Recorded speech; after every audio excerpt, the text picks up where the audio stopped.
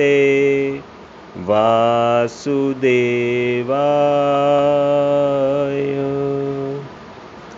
પુરુષોત્તમ માસ મહાત્મ્યની પવિત્ર કથા સાંભળતા સર્વ ભક્તજનોના હૃદયમાં બિરાજમાન પરમાત્માને મારા પ્રણામ।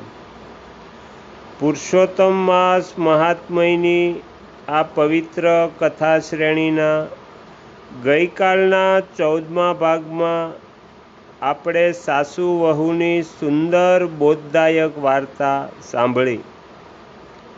આજના આ 15મા ભાગમાં એક એવી અદ્ભુત અને વિલક્ષણ પ્રેમકથા સાંભળવાની છે જેનો સંબંધ સાક્ષાત સ્વર્ગલોક સાથે છે।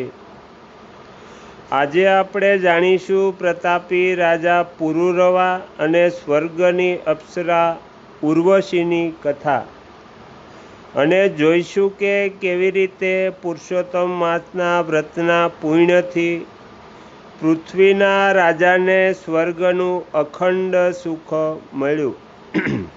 તો ચાલો સાંભળીએ આજની આ નવી વાર્તા રાજા પુરુરવા અને ઉર્વશીનો વિરહ।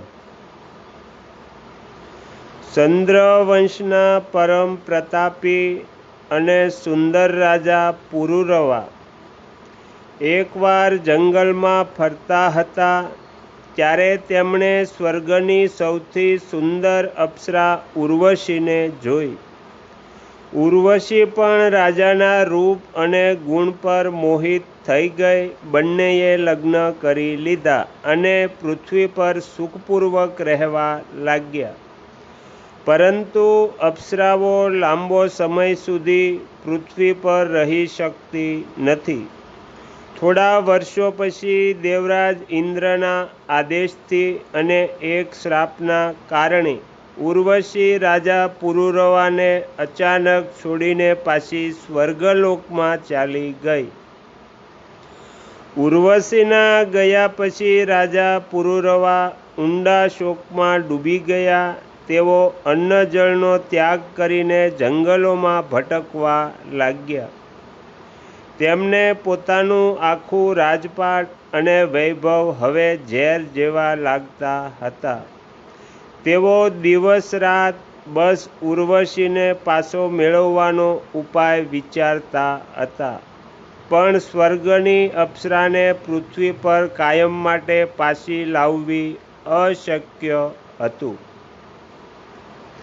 રાજા પુરુરવાની આવી વ્યાકુળ દશા જોઈને તેમના કુળગુરુ અને પરમ તેજસ્વી મહર્ષિ વશિષ્ઠ તેમની પાસે પધાર્યા।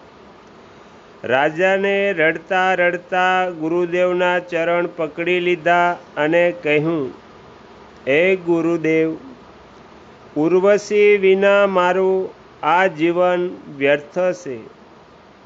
શું બ્રહ્માંડમાં એવો કોઈ ઉપાય છે જેનાથી મને મારો પ્રેમ પાછો મળી શકે અને અમે ક્યારેય જુદા ન પડીએ? મહર્ષિ વશિષ્ઠ દયાદ્રુ અવાજે કહે છે, હે રાજન, તારા ભાગ્યમાં વિરહ લખાયેલો છે, પરંતુ આ વિરહને મટાડવાની શક્તિ માત્ર ભગવાન પુરુષોત્તમના હાથમાં છે। સંયોગથી અત્યારે પરમ પવિત્ર પુરુષોત્તમ માસ ચાલી રહ્યો છે। તું તારો ક્રોધ અને શોક છોડીને આ પવિત્ર મહિનામાં નિયમપૂર્વક વ્રત કર। બ્રાહ્મ મુહૂર્તમાં સ્નાન કર અને ભગવાન વિષ્ણુને રોજ માલપુઆઓનો ભોગ ધરાવી દીપદાન કર। આ મહિનાની ભક્તિ અશક્યને પણ શક્ય બનાવી દેશે। ગુરુ વશિષ્ઠના વચનો પર શ્રદ્ધા રાખીને રાજા પુરુરવાએ વનમાં જ રહીને પૂરી પવિત્રતાથી પુરુષોત્તમ માસનું કઠોર વ્રત શરૂ કર્યું।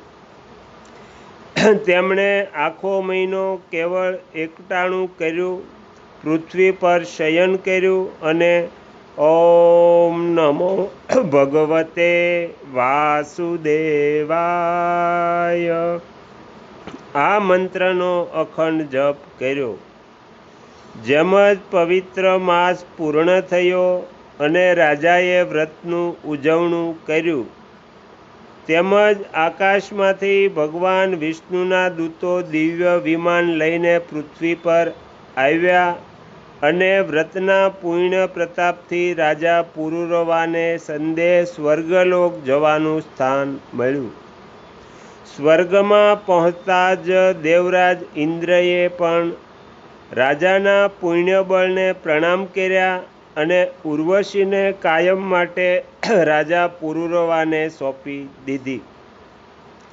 પુરુષોત્તમ માસના એક જ વ્રતથી રાજાએ તેમનો પ્રેમ પણ પાછો મળ્યો અને અંતે મોક્ષની પ્રાપ્તિ થઈ.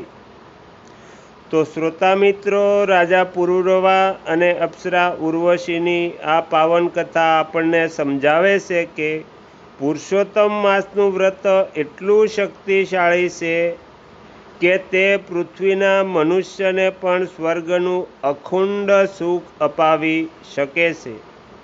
પ્રભુની આ ભક્તિથી જીવનના દરેક અધૂરા અરમાનો પૂરા થાય છે. તો આ સાથે પુરુષોત્તમ માસ મહાત્મય કથા શ્રેણીનો 15મો ભાગ સમાપ્ત થાય છે.